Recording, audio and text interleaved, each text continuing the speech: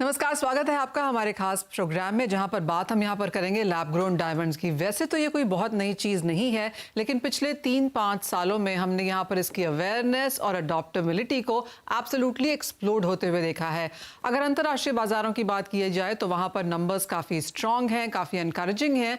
Indian markets में of course हम यहाँ पर अभी भी पेनिट्रेशन में हैं, यहाँ पर भी नंबर्स में अच्छी खासी ग्रोथ हुई है ईयर ऑन ईयर बेसिस। तो यही आज अपने एक्सपर्ट से जानने की कोशिश करेंगे कि चाहे वो टेक्नोलॉजी है, प्राइसिंग है, अवेयरनेस है और साथ ही इसका सर्टिफिकेशन है, इन सब को लेकर जो भी यहाँ पर कंफ्यूजन है उसे कैसे क्लियर किया जाए। हमारे साथ इस कार्यक्रम में जुड़ रहे हैं lab grown diamond and jewellery promotion council के chairman Shashikant Shah, Limelight lab grown diamond की पूजा शेठ माधवन, ज्वेलरी बाय प्रीति की founder doctor Preeti Jain and Riddhi corporation के फाउंडर कौटिल पटेल। आप सभी का कार्यक्रम में स्वागत है और आशा करते हैं कि अगले आधे घंटे आप सभी से बहुत कुछ सीखने को मिलेगा। शशिकांत जी, आपसे पहले शुरुआत करना चाहेंगे। और जैसे कि अब हम रिपोर्ट्स में पढ़ते हैं कि कोई बहुत नई चीज़ नहीं है लैब ग्रोन्स, पहले भी इसका यूज़ होता रहा है, इंडस्ट्री भी इसे यूज़ करती रही है, फिर चाहे वो मशीनरी है, सेमीकंडक्टर्स है, इसमें भी इसका यूजेज है। ज्वेलरी के तौर पर एक काफ़ी स्ट्रॉन्ग पुश अब पिछले 5-7 सालों में आता हुआ नजर आया है। कैसे देखते हैं आप ओवरऑल इंडियन मार्केट्स की मैच्योरिटी लैब ग्रोन्स के तरीके से? बहुत बहुत धन्यवाद मनीषा बेन, साथ में मेरे साथियों डॉक्टर प्रीति जैन, पूजा शेठ, कौटिल भाई। आपने जो सवाल पूछा है कि भविष्य क्या है, आज की स्थिति क्या है, एक टेक्नोलॉजी डायमंड है, ज्वेलरी में भी फिट होता है, इंडस्ट्री में भी चलता है, इंडस्ट्रियल डायमंड भी चलता है, साथ में वाटर प्यूरिफाइड ट्रीटमेंट, यानी कि उसके उपयोग कहाँ कहाँ पे हो सकता है हम बता ही नहीं सकते, क्योंकि अभी और ब्लाइंड पे है। प्लस ज्वेलरी मार्केट दिन पर दिन इंडिया में भी बढ़ रही है और स्टेट कैपिटल में भी इसके शोरूम खुलने लगे। बेंगलुरु में खुला, हैदराबाद में खुला, पूना में खुल रहा है, बॉम्बे में 6-7 खुले और सबसे आगे वाले डॉक्टर प्रीति जैन और पूजा सेठ ने तो हंगामा मचाया आज के दिन में। इनकी प्रेरणा लेके दिल्ली, नागपुर, कानपुर, जहाँ पे भी जाओ अभी एक एक शोरूम खुलने लगे, डिमांड बढ़ते जा रही है। सिर्फ एक टेक्नोलॉजी डायमंड कितनी मेहनत से हमारे भाइयों ने, सूरत के हमारे ग्रोवर्स भाइयों ने जो मेहनत की है और साथ में हमारी गवर्नमेंट सरकार ने जो सपोर्ट दिया है, माननीय श्री प्रधानमंत्री नरेंद्र भाई मोदी का आशीर्वाद, निर्मला सीतारमण का साथ और पीयूष गोयल जी का साथ से ये इंडस्ट्री पर दिन बढ़ रही है। लेकिन आज के दिन में अंदाजा 6,000 से 8,000 के बीच में रिएक्टर्स लगे हैं सूरत, अहमदाबाद, मुंबई, दिल्ली, जयपुर, और ये हर स्टेट में लगेंगे ऐसा अंदाजा आ रहा है। क्योंकि अभी जिनको जिनको पता चल रहा कि भी इसकी इंडस्ट्री न्यू प्रोडक्ट है और इसकी डिमांड बढ़ रही है, नए नए प्लेयर्स आ रहे हैं, तो ज्यादा अच्छा है।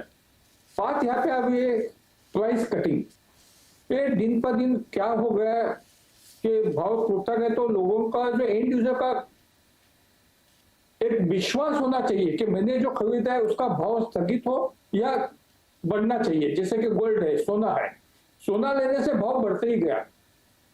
तो कितनी मेहनत के बाद हमने जब ये बनाया है, तो या तो इसको गवर्नमेंट थोड़ा ध्यान दे, या हमारे सूरत या जो ग्रोवर्स भाइयों है उनसे निवेदन है कि आप पूरा सिंडिकेट बना के प्राइस कंट्रोल करो, जिससे ज्वेलर्स को भी एक मान्यता मिलेगी कि भाई ये भाव ही है, हम जो लेंगे उसके बाद हमें कोई घाटा नहीं होगा। या तो फिर जैसे कॉटन कॉर्पोरेशन ऑफ इंडिया है, वैसे lab grown diamond corporation of India एक गवर्नमेंट नॉमिनी एजेंसी बनाए और इसके ऊपर कंट्रोल लागे, धंधा बढ़ेगा, प्रोडक्शन बढ़ेगा, ग्रोइंग बढ़ेगा, बढ़ना ही चाहिए। आज के दिन में सीवीडी के अंदर हम नंबर 1 है और हमको अपने देश को नंबर 1 पे ही खड़ा रखना है। ये मेरा कहना है कि ग्रोवर्स भाई के हाथ में ही है, आखिर ये मशीन माइनिंग है, मशीन में तो निकलेगा, वो भाव बढ़ना चाहिए। जो लेता है उसको लगना चाहिए कि मेरे पास एक अच्छा डायमंड है। भाव तोड़ने से माल तो बिक गया, लेकिन जो विश्वास होता है, नेचुरल डायमंड का विश्वास क्यों है कि भी रेयर है, इसका दाम बढ़ रहा है। तो मेरे सभी भाइयों से भी विनती है कि या तो आप सिंडिकेट बनाओ, या सरकार को विनती है या इसको lab grown diamond corporation of India बना के इसके पे प्राइस कंट्रोल आए, तो इसकी डिमांड बढ़ते ही जाएगी। ज्वेलरी में तो बढ़ती है, वे सेमीकंडक्टर इंडस्ट्री में भी जाना है। एब्सोल्युटली, जैसे आपने कहा कि अवेयरनेस है, अडॉप्टेबिलिटी भी यहाँ पर काफ़ी सेक्टर्स में यहाँ पर देखने को मिली है, और ऑफ कोर्स एक प्राइस कंट्रोल के लिए यहाँ पर एक पुश करने की ज़रूरत है, और सही मार्केटिंग के लिए भी यहाँ पर कुछ एफर्ट्स करने होंगे। पूजा, ये सवाल आपसे है और आपसे हम लगातार बात करते भी रहते हैं। अब जब अवेयरनेस है मार्केट्स में, और जैसे शशिकांत जी कह रहे थे 6 to 8,000 रिएक्टर्स अब यहाँ पर वेरियस स्टेट्स में लगते हुए नजर आए हैं, यानी कि नई कंपनीज, नए कॉर्पोरेट्स, नए मैन्युफैक्चरिंग यूनिट्स हमने यहाँ पर लगते हुए देखे हैं, क्योंकि लोगों को लगता है कि यहाँ पर और आगे हम इम्प्रूवमेंट एंड बिजनेस में पुश आता हुआ देखेंगे। जहाँ तक इन्वेस्टमेंट्स की और फंडिंग्स की बात है, इंडिया इस सेक्टर के लिहाज से कहाँ खड़ा है? देखने जाए तो गोल्ड बहुत महंगा होते जा रहा है, सिल्वर बहुत महंगा होते जा रहा है, तो आज कंज्यूमर के लिए भी कोई अगर अफोर्डेबल लाइन या अफोर्डेबल अपॉर्चुनिटी है ज्वेलरी पहनने के लिए, तो लैब ग्रोन डायमंड एक अच्छा एक मौका कंज्यूमर के लिए बनते जा रहा है। और जैसे जैसे इंडिया में डिस्क्रिशनरी इनकम बढ़ेगा, उसी प्रकार से स्पेंडिंग ज्वेलरी में भी ज्यादा बढ़ेगी, और यही इन्वेस्टर्स भी देखते आ रहे हैं कि ये जो स्कोप है इन्वेस्टमेंट अपॉर्चुनिटी का, लैब ग्रोन डायमंड सेक्टर में जो जो कंपनियां तैयार हो रही है, काफी सारा इन्वेस्टमेंट यहाँ पे भी फोकस होने में आ रहा है, और काफी सारे इन्वेस्टर्स ये अपॉर्चुनिटी को बहुत अच्छे से और बहुत हाई ग्रोथ अपॉर्चुनिटी मान के चल रहा है। हाल ही में हमने भी एक छोटा सा फंडिंग राउंड क्लोज किया हुआ था, एंड इस टाइम पे हम देख रहे हैं कि ना केवल कंज्यूमर कॉन्फिडेंस जिस हिसाब से बढ़ रहा है, हमने हमारे ब्रांडेड सेल्स को लास्ट ईयर से कंपेयर करें तो 4 टाइम्स सेल्स ग्रोथ देखा हुआ है कंपेयर टू लास्ट ईयर। तो जिस हिसाब से कंजम्पशन बढ़ते जा रहा है, आई थिंक ये 6 से 8 हजार बहुत ज्यादा कम पड़ने वाले इंडिया मार्केट को कैटर करने के लिए हमको कम से कम अगले 5 साल में भी कम से कम 1 लाख मशीन की जरूरत पड़े, जिस हिसाब से ये कंजम्पशन ग्रोथ बढ़ रहा है। ऑलराइट, यानी कि बाइंग है, इन्वेस्टमेंट्स भी हैं, फंडिंग के भी राउंड्स यहाँ पर हो रहे हैं, और पिछले 1 साल की अगर बात की जाए तो 4 टाइम्स इंक्रीज यहाँ पर सेल्स ग्रोथ में भी बनता हुआ देखा है। कौटिल जी, आप कैसे देखते हैं ओवरऑल मार्केट, और आपको क्या लगता है अभी भी कौन से वो चैलेंजेस हैं जिनको क्लियर करने की जरूरत है? मार्केट तो बहुत अच्छा है, कोई दिक्कत नहीं है, और मेरा खास बिजनेस ये है, मैं फर्स्ट टाइम इंडिया में HPHT डायमंड का ग्रोइंग मशीन लाया हूँ इंडिया में, फर्स्ट टाइम इंडिया में जी। और अभी डिमांड भी बहुत सारी अच्छी है। मैं ज्यादातर ओवरसीज में काम करता हूँ, इंडियन मार्केट में मैं काम नहीं करता हूँ। मेरा सेल्स पूरा US और चाइना और जापान, ऑस्ट्रेलिया सब कंट्री में, यूरोप में भी है। तो अभी ऑर्डर बहुत सारे हैं। कौटिल जी, जैसे आपने कहा आप HPHT में यहाँ पर काम कर रहे हैं, माना ये जाता है कि HPHT की जो क्वालिटी है, टेक्नोलॉजी है, वो CVD से थोड़ी सी यहाँ पर बेटर है, जो डायमंड्स हैं वो यहाँ पर बेटर क्वालिटी के हैं। किस तरह से आप यहाँ पर इंडियन मार्केट्स को इसे एब्जॉर्ब करता हुआ देखते हैं? देखो, अभी तो मैं फर्स्ट टाइम इंडिया में पूरा टेक्नोलॉजी लेके आया हूँ, 2 साल हो गए हैं। मैं सारी मशीन लेके आया हूँ, बहुत बड़े मशीन रहते हैं CVD से HPHT का, लेकिन वो सब रसिया और चाइना से इंपोर्ट होता है। तो मैंने जरा शुरुआत की है और अच्छी शुरुआत की है, तो अभी देखते हैं क्या होता है। लेकिन प्राइसिंग का प्रॉब्लम है, थोड़ा प्राइसिंग डाउन हुआ है, लेकिन इतना थोड़ा मार्केट अप हुआ आएगा तो मेरे हिसाब से सब सही हो जाएगा। राइट, प्रीति, आप कैसे देखती हैं मार्केट्स को, क्योंकि सब लोग यहाँ पर प्राइसिंग पे आके अटक रहे हैं, और यहाँ पर जो लोज थे वहाँ से कुछ स्टेबिलिटी हमने ज़रूर मार्केट्स में आते हुए देखी है। आपको लगता है यहाँ से और बाजार को सपोर्ट की ज़रूरत है, और आप कैसे देखती हैं यहाँ पर चैलेंजेस, अपॉर्चुनिटीज़ की बात भी यहाँ पर करेंगे, लेकिन we are just trying to get challenges out of the way. देखिए मनीषा, पहले तो thank you for inviting me. सबसे पहली बात है कि हमें क्लाइंट्स को एजुकेट करना है। उनके मन में अभी भी है कि असली डायमंड नहीं है, ये बिल्कुल असली डायमंड है, बस लैब में बना हुआ है। इनके फ़ायदे ऑब्वियसली क्लाइंट्स के लिए ये होते हैं कि प्राइस पॉइंट, इससे बड़ा एडवांटेज क्या होगा। एक नॉर्मल सर्विस क्लास जो फैमिली है वो भी अफोर्ड कर सकती है इसको। सेकेंड चीज़ ये है कि ये भी समझना है हमें कि जब इतने वॉर चल रहे हैं, वॉर में रियल डायमंड्स का सप्लाई और डिमांड में फ़र्क पड़ेगा, क्योंकि माइनिंग ही नहीं हो पाएगी। अभी यूरोप की भी हालत ख़राब है, तो इसीलिए इसमें मैं एक्सपेक्ट कर रही हूँ कि लैब ग्रोन डायमंड्स की जो भी डिमांड है वो इंक्रीज ही होने वाली है आने वाले समय में। हाँ, मैं एग्री करती हूँ कि हमें थोड़ा सा प्राइस पॉइंट में एक स्टेबिलिटी लानी है, और थोड़ा सा सर्टिफिकेशन को भी एक प्रॉपर तरीके से शायद इंडियन गवर्नमेंट को इसमें देखना चाहिए, या डायमंड काउंसिल को, उसको अगर हम सही कर लेंगे तो मेरे हिसाब से ये काफ़ी अच्छी जगह, जैसे लास्ट टाइम भी अगर मैं देखूं, अगर आप मार्केट को देखेंगे अभी भी लैब ग्रोन डायमंड 17% पूरे डायमंड मार्केट को रूल करने लगा है ऑल ओवर वर्ल्ड। तो वो उतना मतलब इट्स अ गुड स्टार्ट देखा जाए तो। एंड आपको मैं एक बहुत इंटरेस्टिंग चीज़ खुद बताती हूँ एक इन्वेस्टर्स पॉइंट ऑफ व्यू से। अभी जो मेरी कंपनी है ज्यूल्स बाय प्रीति, अब इस साल के आखिरी तक हम 10 या 15 आउटलेट खोलने वाले हैं। तो जो हमारे इन्वेस्टर्स हैं जिनसे हमारी बात हो रही है, उन्होंने ये बोला कि एटलीस्ट 40% आप डायमंड लैब ग्रोन डायमंड्स रखिए अपने स्टोर में। तो इससे बड़ी ग्रोथ क्या हो सकती है जब इन्वेस्टर्स को ही दिख रहा है कि ये कितना अच्छा मार्केट है आने वाले समय में। जी हाँ, तो रिएक्टर्स में इन्वेस्टमेंट है, शोरूम्स में इन्वेस्टमेंट है, एक्सपेंशन हम होता हुआ देख रहे हैं, काफ़ी सारी स्टेट्स में अभी आने लगा है। और जो बड़े बड़े ब्रांड्स हैं, जो एस्टैब्लिश्ड लिस्टेड कंपनीज भी हैं, उन्होंने भी यहाँ पर एक एरिया, एक कॉर्नर यहाँ पर बना दिया है जहाँ पर आप लैब ग्रोन्स भी चूज कर सकते हैं। यानी कि पेनिट्रेशन हमने यहाँ पर अच्छी खासी होते हुए देखी है। शशिकांत जी, क्योंकि आपने ये सारा कॉन्वर्सेशन स्टार्ट किया और सभी को लगता है कि जी हाँ, प्राइस पॉइंट, मार्केटिंग, अवेयरनेस, अभी भी ये 3-4 चीज़ें हैं जहाँ पर और काम करने की ज़रूरत है। तो क्या प्लान है फिर 2024 को लेकर? कंज्यूमर अवेयरनेस तो बढ़ गई है जी। कंज्यूमर को पता चल चुका है कि लैब ग्रोन डायमंड ये बेहतरीन है। B+ फैमिली तो इसको ही पसंद करती है। 18 से 40 साल की महिला इसको ही लेगी, क्योंकि इनका एक ड्रीम था। जो गोल्ड लेने से सेटिस्फाइड होती थी, ए डायमंड लेने से डिलाइटेड होगी, वो सोचेगी मैं भी महारानी हो गई, मैं भी प्रिंसेस हो गई, क्योंकि एक सपना पूरा होने जा रहा है। चीज ये हुई है मनीषा जी कि सस्ता डायमंड बोला। सस्ता बोलने से, मैं कोई कार कंपनी का नाम नहीं लूंगा, उन्होंने बहुत अच्छी कार बनाई छोटी सी और उसको सस्ती कार बोल दिया, वो फेल हो गया प्रोजेक्ट। अगर उसको रिजनेबल बोलते या अफोर्डेबल कार बोलते तो सक्सेस होता। सिर्फ शब्दों की आगे पीछे करना था। सेम हमारे लैब ग्रोन डायमंड के साथ हो रहा है।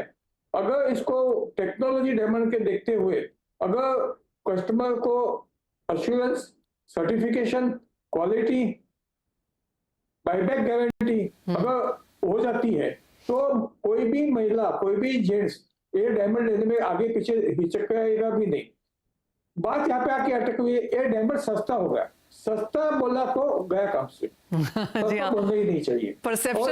परसेप्शन बहुत बड़ी चीज़ है, वो आपने बिल्कुल सही कहा शशिकांत जी। ये सस्ता है, टिकाऊ है, ऐसे कोई लेना नहीं चाहता, स्पेशली डायमंड तो बिल्कुल भी नहीं, क्योंकि काफ़ी सारी इमोशन, स्टोरी, ड्रामा आपको इसके साथ बेचना होता है। तो वो एक चीज़ है जो आई एम श्योर इंडस्ट्री आगे जाकर इसको करेक्ट करेगी। लेकिन इसी के साथ एक छोटा सा कमर्शियल ब्रेक लेना ही होगा। हम लौटेंगे तो अपने एक्सपर्ट से ये जानने की कोशिश करेंगे कि अब यहाँ से अगर किसी को लैब ग्रोन डायमंड खरीदना हो तो क्या देखना चाहिए, क्या सर्टिफिकेशन प्रोसेस है और क्या चीज़ें याद में रखनी चाहिए। इस ब्रेक के बाद हमारा खास शो जो कि लैब ग्रोन डायमंड्स पे है, जो हम काफ़ी समय से अब इंडिया में एज अ प्रोडक्ट देख चुके हैं, लेकिन इसका इंटरेस्ट पिछले कई सालों में यहाँ पर बनता हुआ नजर आया है।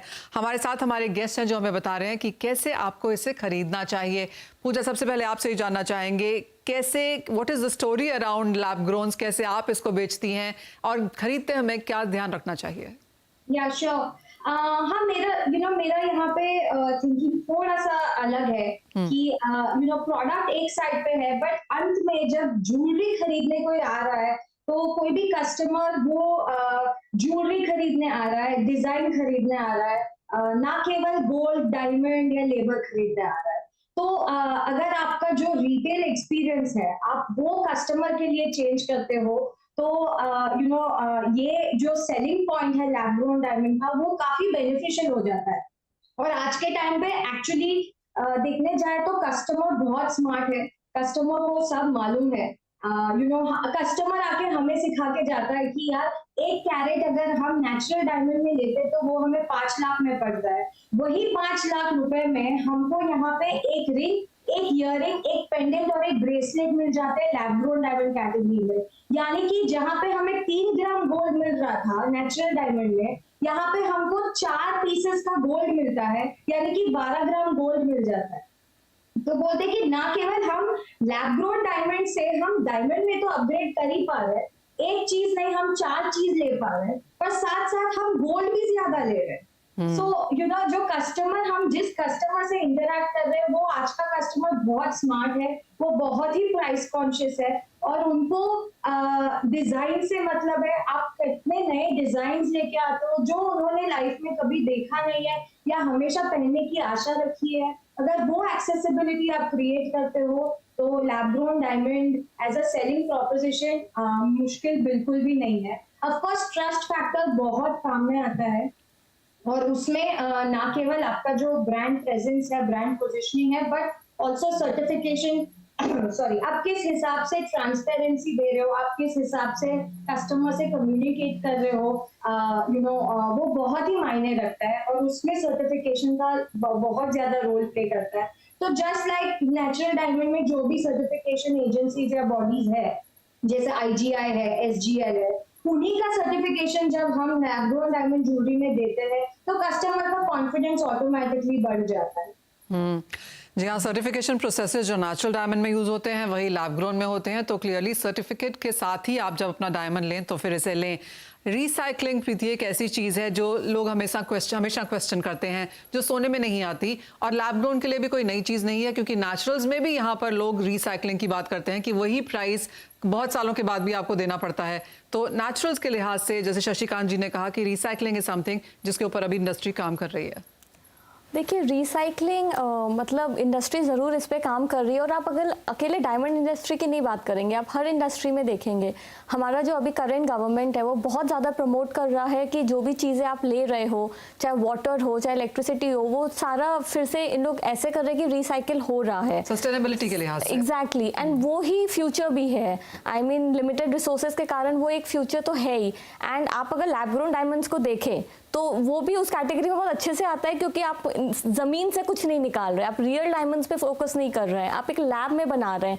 एंड आजकल इतनी ज़्यादा मशीन्स आ चुकी है कि आप इजीली सस्टेन कर सकते हैं, इतना आपको मतलब ये एक प्रॉब्लम मेरे हिसाब से तो नहीं है इस चीज़ में। हाँ, बट मेरी सोच ज़रूर एक चीज़ में है, रीसेल वैल्यू। एक रीसेल वैल्यू बहुत ट्रिकी चीज़ है जो मेरे कस्टमर्स में से बहुत पूछते हैं कि डायमंड में वैसे भी रीसेल वैल्यू कम होता है, अब आप हमें लैब ग्रोन डायमंड्स बेच रहे हैं जिसका रीसेल वैल्यू क्या हिसाब किताब है।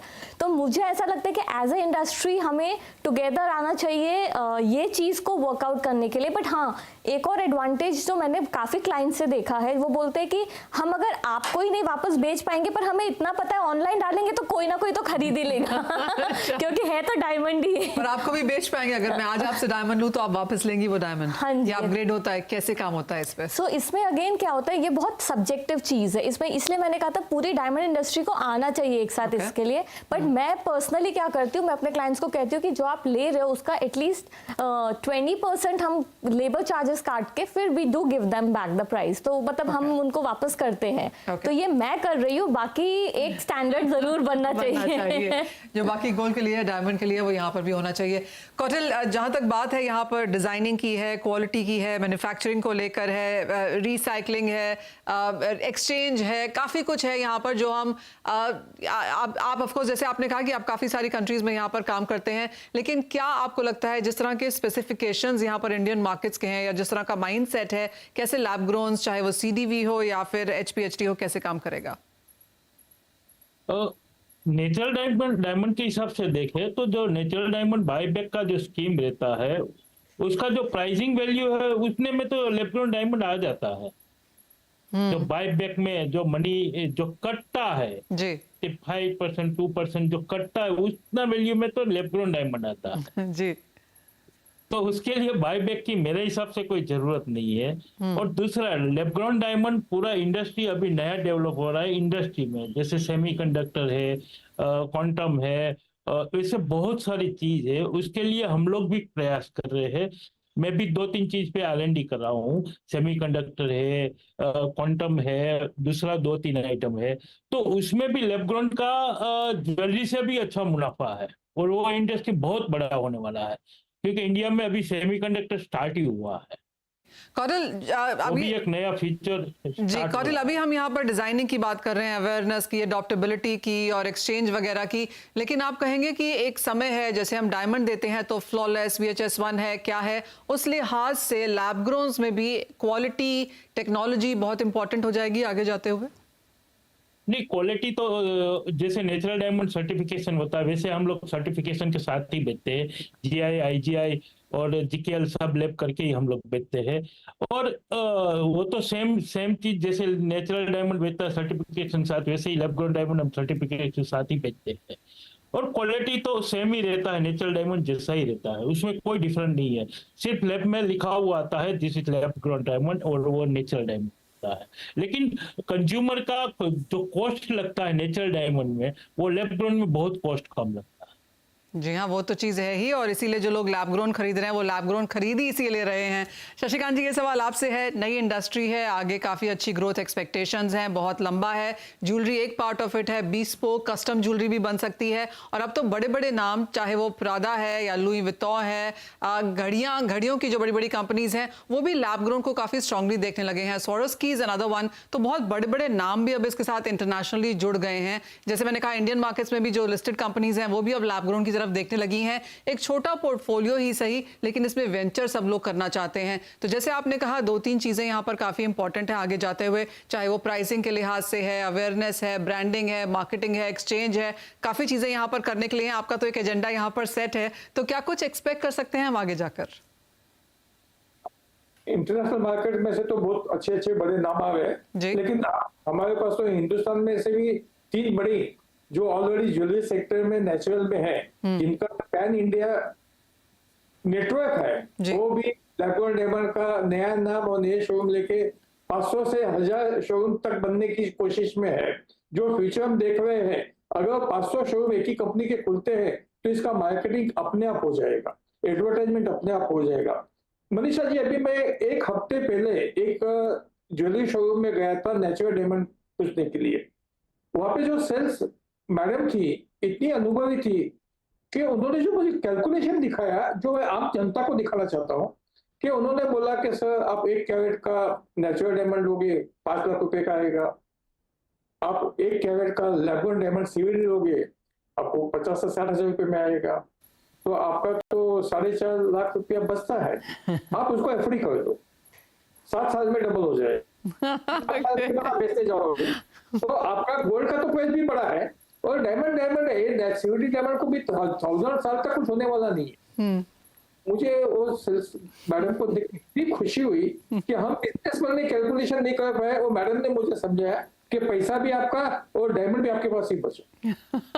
जी हाँ शशिकांत जी, सेल्स वालों को, मार्केटिंग वालों को कोई नहीं हरा सकता, मैन्युफैक्चरिंग और बिजनेसमैन को भी वहां से सीखना ही पड़ता है।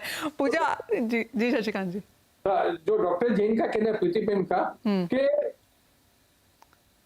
रिटर्न देने से अपग्रेड का बोलो कस्टमर को कि आप 1 कैरेट के लिए अभी 2 कैरेट कर लो, तो आपको तो रेवेन्यू जनरेट ज्यादा हो गई ना, कस्टमर भी खुश हो गया। जो लेडी ने आपके पास एक पेंडेंट दिया है, सपोज करो कि उसके अंदर 2 कैरेट का फोन था, आप उसको 5 कैरेट का दिखाओ, रेवेन्यू जनरेट हो गई, वो भी खुश, आप भी खुश, ट्रेड खुश। खुशी में सब आगे आएंगे, दुख में आपके साथ कोई नहीं आएगा। पूजा, ये सवाल आपसे है। जैसे सभी ने कहा कि और मार्केट पार्टिसिपेंट्स और नई टेक्नोलॉजीज और बेटर एफिशिएंसी आगे जाकर हम इस बाजार में आता हुआ देखेंगे, तो जैसे आपने कहा कि डिमांड अच्छी खासी है और सब कुछ यहाँ पर यूटिलाइज हो जाएगा, कंज्यूम हो जाएगा, तो कुछ कंपटीशन भी यहाँ पर फिर बनता हुआ देख रहे हैं हम? Yes, definitely, and I think so. आज के टाइम पे अगर देखा जाए तो लैब ग्रोन डायमंड तो इंडिया में बहुत ही नेसेंट स्टेज पे है। मानने में आता है कि 300 से 500 करोड़ की सेल्स हुई है आज के टाइम पे लैब ग्रोन डायमंड ज्वेलरी की लास्ट ईयर में in India.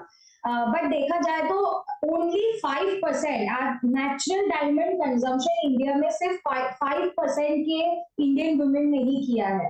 Balance 95% of the Indian market अभी भी उस इंतजार में है कि वो कभी अपना एक पहला डायमंड खरीदेगा। तो वो जो 95% है वो बहुत ही ज्यादा बड़ा मार्केट है। 42 करोड़ का मिलेनियल पॉपुलेशन इंडिया में जो है वो एक बहुत बड़ा अपॉर्चुनिटी सेट है। और आज के टाइम पे आप लैब ग्रोन डायमंड में देखने जाए तो मे बी 10 से 15 रिटेल ब्रांड्स आ चुके हैं at a lower level, 1-2 store के साथ। सो आई फील कि ज्यादा कंपटीशन बेहतर ही होगा, ये मार्केट को बढ़ाएगा और अपॉर्चुनिटी सेट बहुत ही बड़ा है, तो बहुत रूम है सबको यहाँ पे बेनिफिट करने को आज के टाइम पे।